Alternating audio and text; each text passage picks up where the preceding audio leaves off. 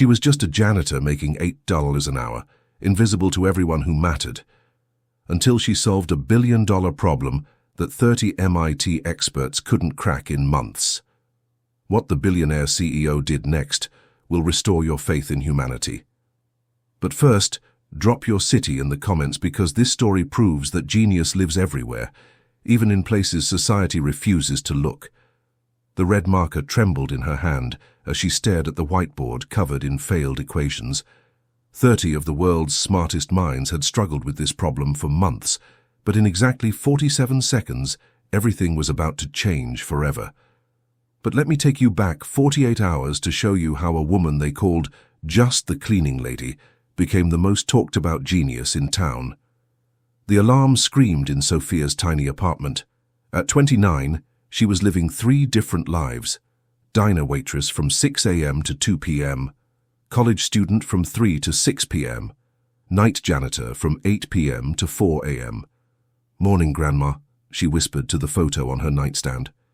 Dorothy Davis had raised Sophia after her parents died, the woman who taught her, "Smart don't care what color you are, baby, but the world might try to make you forget."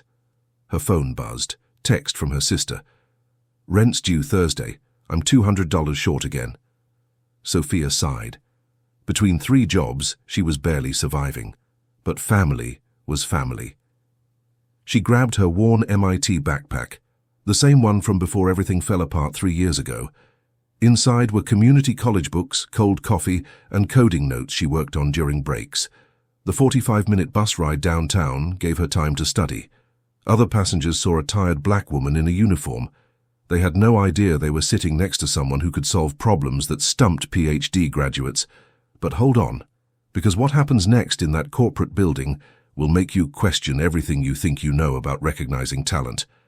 At 7:45 p.m., Sophia badged into the gleaming lobby through the service entrance. Marble floors, modern art, a world away from her cramped apartment.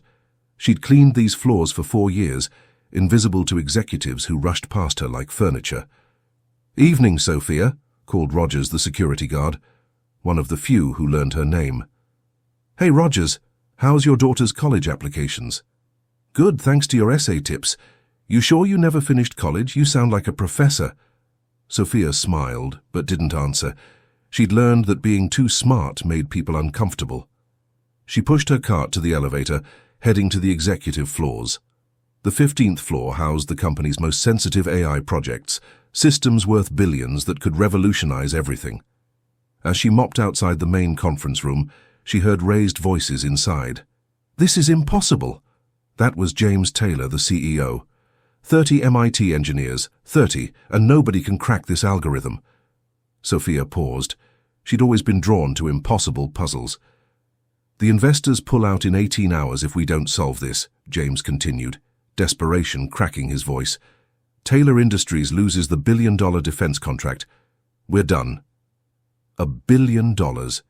More money than everyone in her neighborhood would see combined, all hanging on some algorithm that stumped 30 geniuses.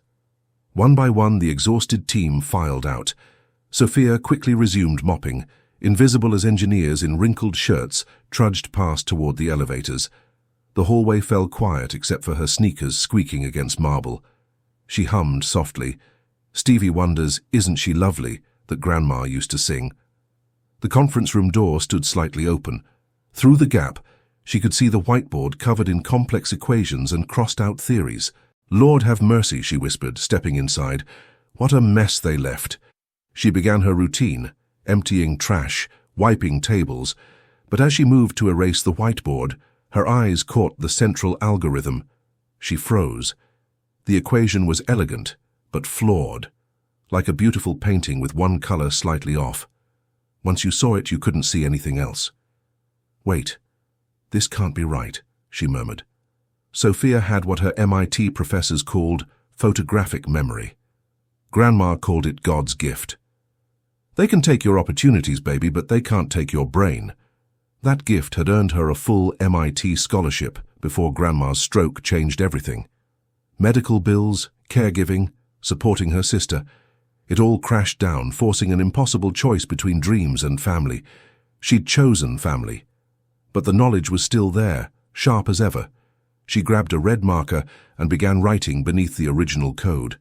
Her hand moved like surgery, each line flowing like poetry. She could see the solution clearly. The problem wasn't complexity. It was trying to do too much at once, like cooking a 5-course meal on one burner. But if you broke it down, simplified the approach, in exactly 47 seconds she'd rewritten the entire algorithm. "There," she smiled, capping the marker. "Now it actually works." But wait until you see what happens when the CEO walks in and finds her there, because his reaction will shock you. "Who did this?" The voice cut like a blade. Sophia spun to find James Taylor in the doorway, hair disheveled, tie loose. His piercing blue eyes locked on the whiteboard with laser intensity. I was just cleaning, sir," she stammered, suddenly aware of her faded uniform next to his expensive suit. "I can erase it if you want." "Don't!" The word exploded from him. Sophia jumped. "Don't touch anything." He stepped closer, staring between Sophia and the elegant solution she'd crafted. She could smell his cologne, something that probably cost more than her rent. "This is—" He paused, running hands through his hair. "This is brilliant. Whoever wrote this just saved my company." Sophia straightened, meeting his stare with quiet dignity Grandma had taught her. "That would be me, Mr. Taylor. Sophia Davis, night shift cleaning." James blinked, processing this impossible reality.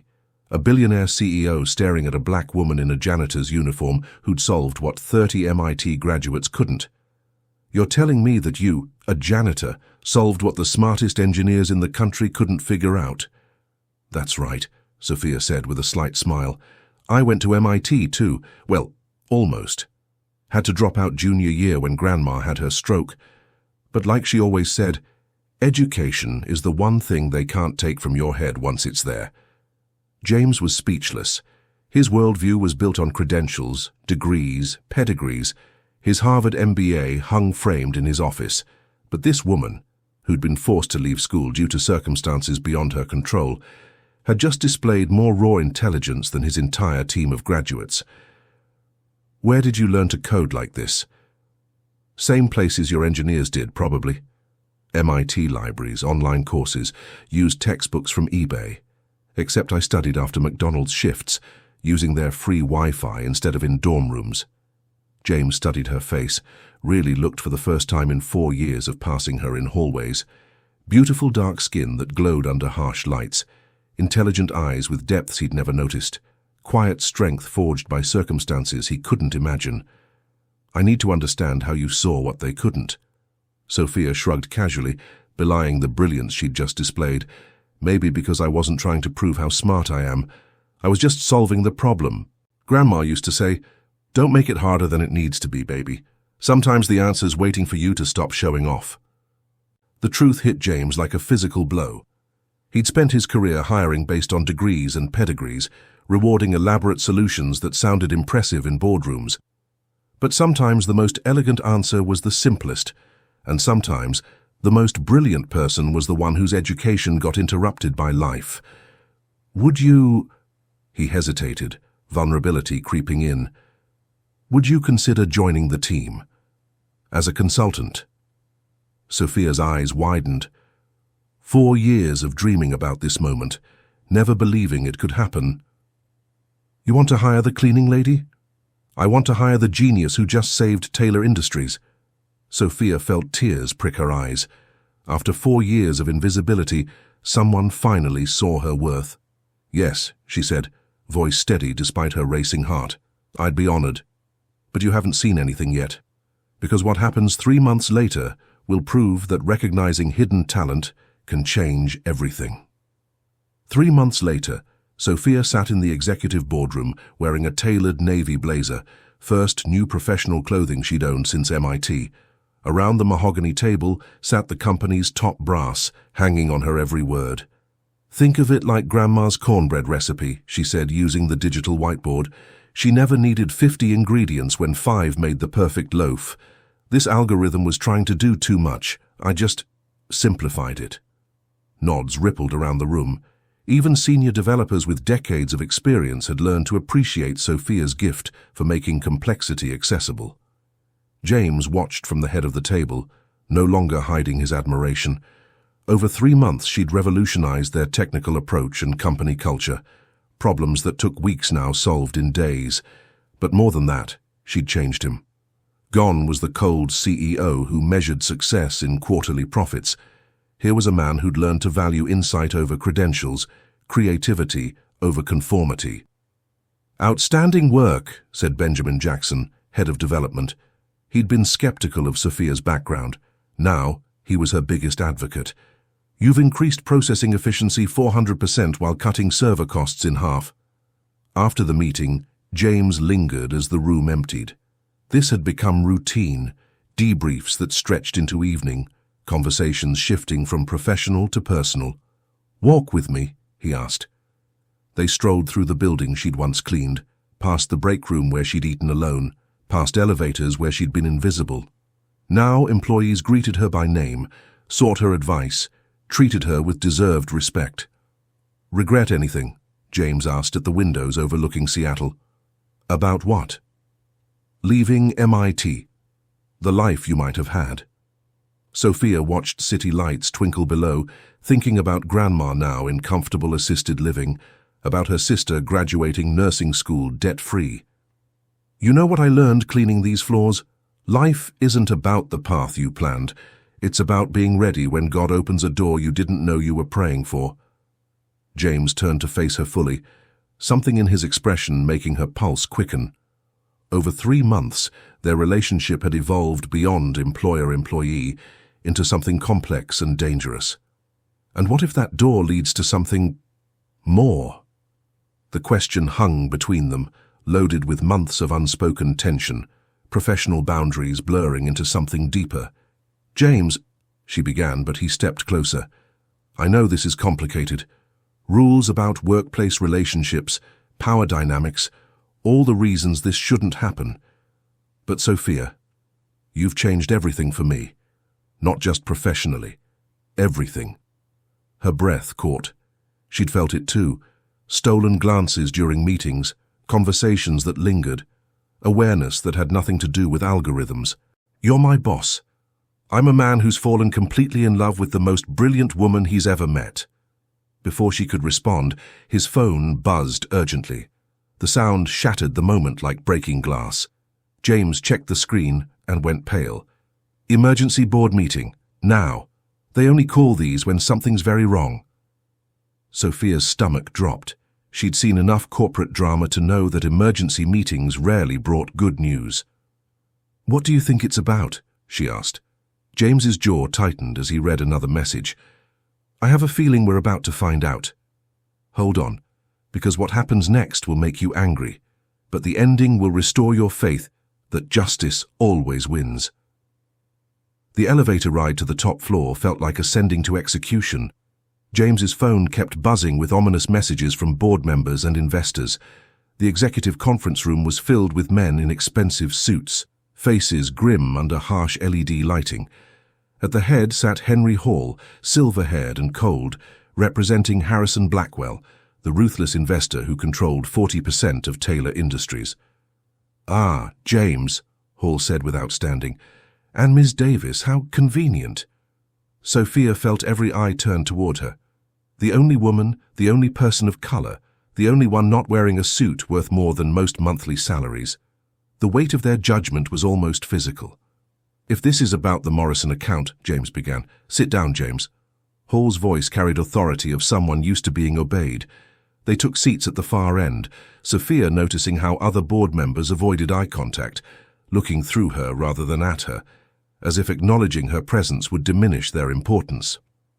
"We've been conducting a review of recent personnel decisions," Hall announced, sliding a manila folder across polished wood. "We've discovered some irregularities." James opened it. Photos of them working late together, sharing coffee, walking side by side. Images that looked innocent individually but told a story together. "This company has strict policies about fraternization," Hall continued, like he was discussing something distasteful. More concerning, Ms. Davis was hired without proper background checks, without education verification, without standard HR protocols. "Her results speak for themselves," James started. Her results could be corporate espionage, Hall interrupted. How do we know she isn't selling our innovations to competitors? How do we know this isn't an elaborate con? The accusation hit Sophia like a slap. She'd given everything. Nights, weekends, brilliant ideas that saved millions. Now they suggested she was a criminal. Furthermore, we've discovered Ms. Davis accessing systems outside her clearance, reviewing confidential documents, inserting herself where she has no business. Because I asked her to, James said, voice rising. She's the most talented. Because you've let personal feelings cloud professional judgment, Hall shot back. These people are always looking for opportunities. They see successful companies and find ways to insert themselves, make themselves indispensable, extract maximum value before moving to their next target.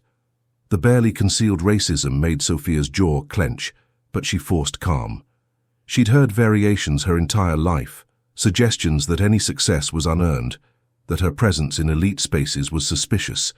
She stood slowly, dignity radiating despite hostile faces surrounding her. Mr. Hall, I've given this company everything. My ideas, my time, my heart. I've worked 18-hour days, solved problems your highly paid consultants couldn't crack, increased profits by millions. She paused, making eye contact with each board member. Question my loyalty or integrity if you want, but don't you dare question my character because of who I am or where I come from. And don't suggest my success is anything other than hard work and intelligence. Silence. Several members shifted uncomfortably, perhaps recognizing the ugliness of Hall's implications. Nevertheless, Hall said dismissively, the board has voted. Ms. Davis, your contract is terminated immediately. Security will escort you out. That's not happening, James exploded, chair rolling backward. Sophia stays or I walk. And if I walk, I take the Morrison contract plus every client relationship I've built. Then you walk, Hall replied coolly, as if expecting this. The board has also voted to remove you as CEO immediately. Your reckless decisions and unprofessional conduct have compromised our reputation. The room spun around Sophia. In 5 minutes, both careers destroyed. She could hear James arguing, threatening legal action, but his words seemed distant. Security guards appeared, the same ones who'd greeted her by name for years, now unable to meet her eyes. Sophia, James said urgently, reaching for her hand. This isn't over. I'll fight this, take them to court. She pulled away gently, not wanting to give Hall more ammunition. No, James. You've lost enough because of me. You didn't do anything wrong. I fell in love with my boss, she said, barely audible, and in their world, somebody like me loving somebody like you, that's crime enough. As security escorted them toward the elevators, Sophia held her head high. She'd been underestimated before, dismissed, written off. She knew how to rebuild. But watching James lose everything because he believed in her mind and heart cut deeper than any corporate betrayal. But that wasn't the end, because 6 months later, the world would learn. You can't keep true genius down. And her comeback, it would give you chills. The apartment was smaller than before. After losing consulting income, Sophia had moved to a studio in a rough neighborhood, trading brief financial stability for familiar struggle. Back to cleaning office buildings, but now it felt different. Every equation on whiteboards, every technical conversation overheard, reminded her of what she'd lost. Her brilliant mind was invisible again, hidden behind uniform and mop bucket. James had burned through savings fighting legal battles, trying to reclaim his company and clear their names. Lawsuits were expensive and futile. Hall's allies had covered tracks too well, and corporate law favored deepest pockets. They didn't speak. Lawyers advised against contact that might look like collusion. But Sophia thought about him daily, wondered if he was okay, if he regretted finding her at that whiteboard. The hardest part wasn't financial struggle or professional setback. It was isolation. For 3 months, she'd been part of something bigger, surrounded by brilliant minds solving important problems. Now she was alone again, intelligence a secret burden. But Sophia had learned that survival required more than enduring. It required building towards something better. 3 cleaning jobs kept food on the table. Night classes kept skills sharp, and every spare moment went to freelance coding projects under a pseudonym, Phoenix Rising Solutions. The name felt right, rising from ashes of her corporate career, building something new from ruins. Grandma's voice echoed during dark moments. "Baby, sometimes you got to go through the storm to get to the rainbow, but the rainbow's always there, waiting on the other side." Meanwhile, across town, James sat in his modest apartment, far from the penthouse he'd once called home. Foreclosure notices piled up, savings nearly empty, the corporate world having effectively blacklisted him. But he wasn't broken. Losing everything had clarified what mattered. Expensive suits, corner offices, subordinate deference, none brought real satisfaction. The only time he'd felt truly alive was those 3 months working alongside Sophia, watching her brilliant mind tackle impossible problems with grace and humor. On a rainy Thursday, as James stared at his laptop wondering if he should just work at his father's accounting firm, his phone rang. "James Taylor, this is Olivia Brown from Elevation Capital. We specialize in emerging technologies. We'd like to schedule a meeting about a potential investment opportunity." James frowned. He'd been out of tech for months, had no current projects, no company to pitch. "I think you have the wrong person. I'm not currently—" "We know exactly who you are, Mr. Taylor, and we know who Sophia Davis is too. We've been following Phoenix Rising Solutions with great interest." James's heart stopped. Phoenix Rising Solutions. He'd never heard the name, but somehow he knew. "Can you be at our offices tomorrow at 2 p.m? Bring Ms. Davis if possible. I think you'll find our proposal very interesting." The line died, leaving James staring at his phone in confusion and growing excitement. And what happens next will prove that sometimes the universe has a plan bigger than anything you can imagine. The next afternoon, James stood outside Elevation Capital's gleaming building, heart pounding with anticipation and terror. He hadn't seen Sophia in 6 months, didn't even know if she wanted to see him. But there she was, walking toward him, and the sight nearly brought him to his knees. She looked different, thinner, more tired, wearing a simple black dress that had seen better days. But her eyes still held that spark of intelligence that first captivated him, and when she smiled, it was like sun breaking through clouds. "Do you know what this is about?" he asked as they entered together, trying to keep his voice casual despite his racing pulse. "I have some ideas," Sophia replied, but something in her eyes suggested she knew more than she was letting on. They were escorted to the top floor, where floor-to-ceiling windows offered panoramic views of Elliott Bay.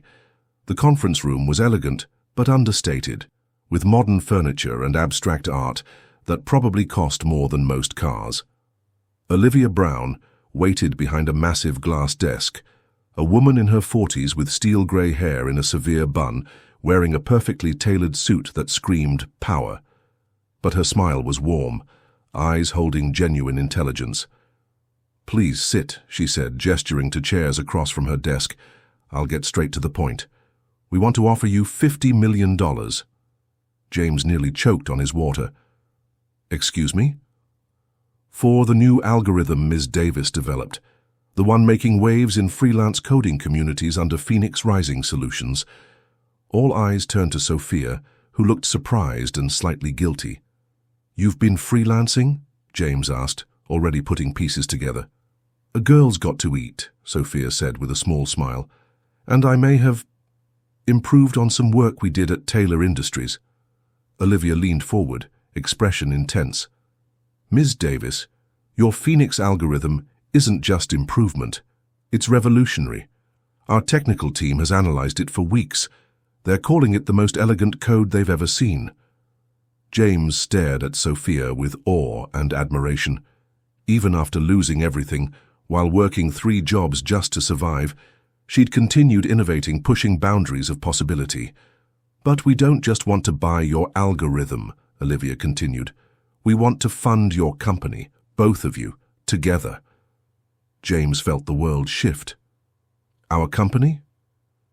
"Davis Taylor Technologies, 50 million startup capital, plus another 100 million Series A funding already lined up. All you have to do is say yes. Sophia stared at papers, then at James. Together? The board was specific. They want both of you as equal partners. Your combined track record, his business acumen and leadership, your technical brilliance and innovative thinking. It's exactly what the market needs. For a moment, the room was silent except for rain against windows and distant Seattle traffic. There's just one question, James said quietly, looking directly at Sophia. Can you forgive me for letting them destroy what we built? Sophia reached across the table, took his hand, fingers warm against his palm. Can you forgive me for not telling you I was planning our comeback? He squeezed her fingers gently. You were protecting us both. I was protecting our future, she said, and in her voice he heard echoes of the woman who'd stood up to that boardroom full of powerful men, who'd refused to let them diminish her worth. Olivia smiled, recognizing the moment for what it was. Should I take that as a yes? But hold on, because what happens over the next 5 years proves one thing. Sometimes the best revenge is massive success. If you're enjoying this story, don't forget to subscribe to the channel for more. Now picture this, the Global Tech Summit in San Francisco, where careers are defined and industries reshaped. 10,000 of the world's brightest minds gathered inside a massive convention center, exchanging ideas that would shape the next decade. And among them, Davis Taylor Technologies, now valued at over $3 billion, their groundbreaking AI platform had transformed industries from healthcare to education. But it wasn't just about profit. They had built something that mattered, technology that made complex systems accessible to everyone, especially the underserved communities once left behind by the digital revolution. Sophia stood backstage, adjusting the microphone clipped to her stunning red dress. Her natural hair was styled in beautiful locks that caught stage lights, diamond earrings James had given her on their wedding day 2 years earlier, sparkling as she moved. You ready for this? James asked, appearing beside her in his perfectly tailored tuxedo. Even after all these years, he felt pride watching her prepare to address the world's most influential technologists. I was born ready, Sophia replied with the confident smile that first captivated him in that conference room years ago. The introduction was everything she'd dreamed of studying in MIT's libraries. Ladies and gentlemen, please welcome the co-founder and chief technology officer of Davis Taylor Technologies, Dr. Sophia Davis. The doctor was new. She'd completed her PhD through Stanford's executive program, finally earning credentials denied by circumstance years earlier. But real validation came from what she'd built, not letters after her name. She walked onto the stage to thunderous applause, her presence commanding the massive auditorium with natural authority. They told me I was just a cleaning lady, she began, voice carrying clearly through the arena's sound system. They were wrong. I was a problem solver who happened to clean floors while I figured out how to change the world. The audience erupted, but Sophia raised her hand for quiet. But here's what I learned during those years of being invisible. Your circumstances don't define your worth. Your zip code doesn't limit your potential. Your background doesn't determine your future. And sometimes the person everyone overlooks is exactly the person who can change everything. She paused, scanning 10,000 faces, CEOs, investors, engineers, entrepreneurs from every corner of the globe. When I was mopping floors at Taylor Industries, I'd listen to meetings through conference room doors. I'd hear brilliant people struggling with impossible problems, and I'd think, what if we're making this too complicated? That question changed my life, and I hope it changes yours too. In the front row, James watched his wife with undisguised pride. Next to him sat Dorothy Davis, now 78 but still sharp, dabbing her eyes with a handkerchief. The stroke that had derailed Sophia's original plans left Dorothy with mobility issues, but her mind remained as keen as ever, the same mind that raised 2 brilliant granddaughters on a seamstress's salary. My grandbaby always was too smart for her own good, Dorothy whispered to James. Good thing I was smart enough to marry her, James whispered back, making the elderly woman chuckle. Amelia, Sophia's sister, sat beside her, quietly wiping away tears. On stage, Sophia was hitting her stride, the natural teacher emerging as she broke down complex concepts.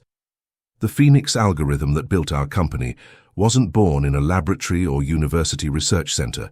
It was born in a janitor's closet during my 15-minute break, scribbled on the back of a cleaning supply invoice because that was the only paper I had.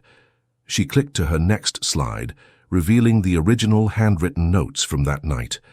This is what innovation really looks like. Not perfect PowerPoint decks or million-dollar research budgets, just a curious mind, a pressing problem, and the willingness to think differently. The room was silent, everyone hanging on her words. But I want to talk about something more important than algorithms or artificial intelligence. I want to talk about the human intelligence we waste every single day. She clicked again. The screen lit up with stark statistics that made the audience shift uncomfortably. 43% of brilliant minds never reach full potential because of economic barriers. 67% of breakthrough innovations come from people working outside traditional structures. Yet we keep looking for genius in the same places, hiring from the same schools, promoting the same types of people. James felt pride swell in his chest as he watched her command the room. This was vintage Sophia, using personal triumph to shine light on systemic flaws. At Davis Taylor Technologies, we've built something different. 30% of our engineering team never completed traditional degrees. 50% come from backgrounds that would have been automatically filtered out by conventional hiring, and they're producing the most innovative work in the industry. She paused as applause erupted, then continued. We launched a program called Hidden Genius. We partner with community colleges, trade schools, even correctional facilities to identify brilliant minds that traditional tech companies overlook. We've hired former janitors, waitresses, mechanics, security guards who are now leading our most important projects. The camera panned across a sea of faces, some inspired, others visibly uneasy. The old guard didn't like being challenged so directly. Because here's what I learned cleaning those floors. Genius doesn't wear a uniform. Brilliance doesn't come with a pedigree. Intelligence doesn't care about your zip code, your accent, or your skin color. And sometimes, maybe most of the time, the most powerful person in the room is the one everybody ignores. She paused, scanning the audience, until her eyes found James. Until someone with vision decides to really see them. The standing ovation lasted 7 full minutes. People weren't just clapping, they were cheering, some wiping away tears. It was the kind of response that defines careers and changes industries. But for Sophia, the real victory was quieter. In the front row, her grandmother beamed with pride. Her sister wiped away happy tears, and her husband looked at her like she'd hung the moon. But wait, there's one more twist that proves karma is absolutely real.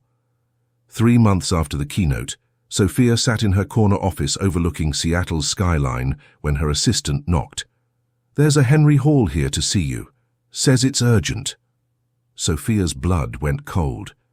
Henry Hall, the silver-haired board member who'd destroyed their lives 5 years earlier, who'd questioned her character and integrity, who'd made racist implications about her motivations. "Send him in." Hall entered looking older, grayer. His expensive suit unable to hide the desperation in his eyes. The man who'd once commanded boardrooms with imperial authority now looked small and defeated. "Miss Davis," he began, unable to meet her eyes. "Thank you for seeing me." "It's Dr. Davis now," Sophia corrected quietly, "and I'll give you 5 minutes." Hall sat across from her, the same power dynamic they'd experienced years earlier, now completely reversed. She was the one behind the massive desk, the one with all the leverage, the one who could grant or deny favors. "I'll be direct," Hall said, his voice cracking slightly. "Taylor Industries is failing. Without your innovations, without James's leadership, we've lost every major contract. The company is bleeding money and investors are pulling out." Sophia said nothing, just watched him squirm. "Harrison Blackwell sent me," Hall continued. "He wants to offer you and James controlling interest in Taylor Industries. 70% ownership, full operational control, complete autonomy." "And why would we want a failing company?" Sophia asked coolly. "Because—" Hall paused, the words clearly painful. "Because we were wrong. About you, about James, about everything. You weren't trying to con us or steal from us. You were trying to save us, and we were too blind, too prejudiced, too stupid to see it." Sophia leaned back in her chair, studying the man who'd once tried to destroy her.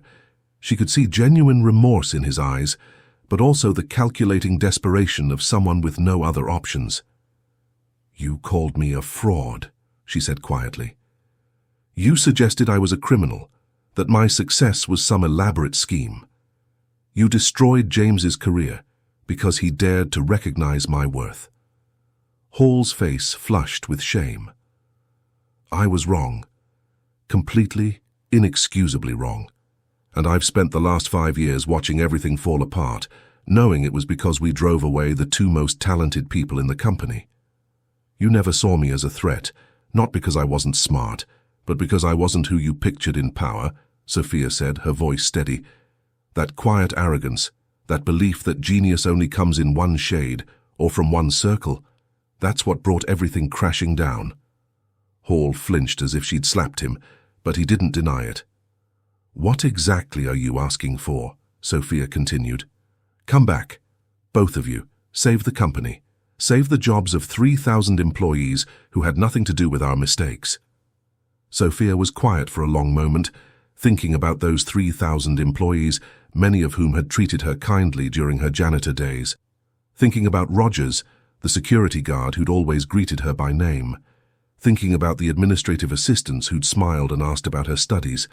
"I'll discuss it with my husband," she said finally. "But understand this, if we do this, it's not to save you or Blackwell or any of the board members who voted us out. It's for the employees who deserve better leadership than what you provided." Hall nodded eagerly. Of course. Whatever terms you want." "One more thing," Sophia said as he rose to leave. "I want a public apology. From you, from Blackwell, from every board member who voted us out. Published in the Wall Street Journal, admitting your mistakes and acknowledging that your prejudices nearly destroyed the company." Hall's face went pale, but he nodded. "Done." After he left, Sophia called James. "How do you feel about buying the company that fired us?" she asked. James laughed, the kind of deep, genuine laughter that came from cosmic justice finally being served. "I feel like karma just delivered the sweetest revenge possible. But you know what the most beautiful part of this story is? What they did next proved that true success isn't about getting even. It's about lifting others up." The Davis Taylor Foundation's scholarship ceremony was held in the same Seattle Convention Center, where Sophia had once cleaned floors as an invisible janitor. Now she stood on the main stage as one of the world's most influential technologists. But the moment felt deeply personal. "Welcome to our 10th annual Hidden Genius Scholarship Ceremony," she said to the packed auditorium. "Today, we're celebrating 50 young people who prove that brilliance comes from everywhere." In the audience sat 50 scholarship recipients, students from community colleges, trade schools, unconventional backgrounds getting full rides to top universities. Former foster kids, immigrants, single parents, formerly incarcerated individuals, and others overlooked by traditional systems. James sat in the front row with their 9-year-old son, James Jr., who'd inherited both parents' intelligence and stubborn streak. The boy was currently reading quantum physics for fun, much to his teacher's bewilderment. "Dad, why is Mom crying?" James Jr. whispered as Sophia paused to compose herself. "Because she's remembering what it felt like to be where those students are now. Brilliant but invisible, talented but overlooked." Next to them sat Dorothy Davis, now 88 and in a wheelchair but mentally sharp. She'd lived to see her granddaughter become one of the world's most successful entrepreneurs, and never let anyone forget she'd known Sophia was special from the beginning. On stage, Sophia was introducing the keynote speaker, someone who would surprise everyone in attendance. Our keynote speaker today started as a security guard making $12 an hour. He noticed patterns in building access data that helped solve 3 major theft cases. When management finally listened to his insights, they discovered he had a master's degree in criminology that no one had bothered to ask about. She smiled as applause filled the auditorium. "Ladies and gentlemen, please welcome Rogers Williams, now Chief Security Innovation Officer at Davis Taylor Technologies." The same Rogers who'd greeted Sophia by name during her janitor days walked onto the stage, tears in his eyes. His daughter, the one whose college essays Sophia had helped with years ago, was now a junior at Stanford studying computer science on a Davis-Taylor scholarship. "Dr. Davis saw me when I was invisible," Rogers said into the microphone. "Just like all of you are being seen today. She taught me that your current job title doesn't define your future potential." In the audience, 50 scholarship recipients wiped away tears, seeing themselves in Rogers's story. After the ceremony, as families celebrated and took photos, Sophia found herself standing alone for a moment, watching the joy around her. James appeared beside her, slipping his arm around her waist. "Grandma Dorothy wants to know if you're finally ready to slow down." Sophia laughed, looking over at her grandmother surrounded by scholarship students, holding court like the queen she'd always been. "Tell Grandma I'm just getting started. We've identified another 1,000 hidden geniuses who need opportunities. The work's not done until everyone has a chance to shine." "Even Henry Hall?" James asked with a wry smile. Sophia considered this. Hall had indeed published his public apology, stepped down from all board positions, and now worked quietly as a junior analyst, humbled but finally learning to recognize talent regardless of packaging.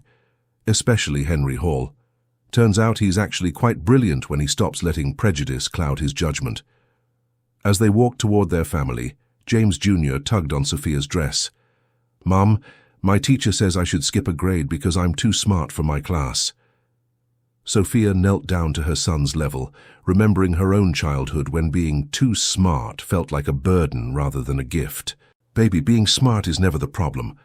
The problem is when people try to make you feel small because your light shines bright. Promise me you'll never dim your light for anyone." "Promise," James Jr. said solemnly. "Will I change the world like you did?" Sophia hugged him tight, breathing in his innocence and possibility. "You'll change it in your own way. Maybe even better than Mama did."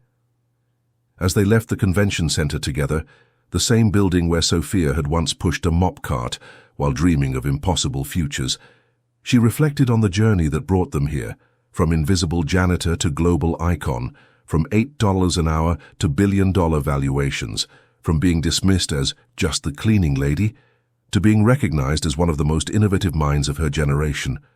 But the real victory wasn't money or fame or vindication. It was the 50 young people walking out with scholarships, the thousands of employees now working at companies that valued intelligence over credentials, the countless hidden geniuses who would never have to choose between survival and dreams. "You know what the best part is?" Sophia said as they reached their car. "What's that?" James asked.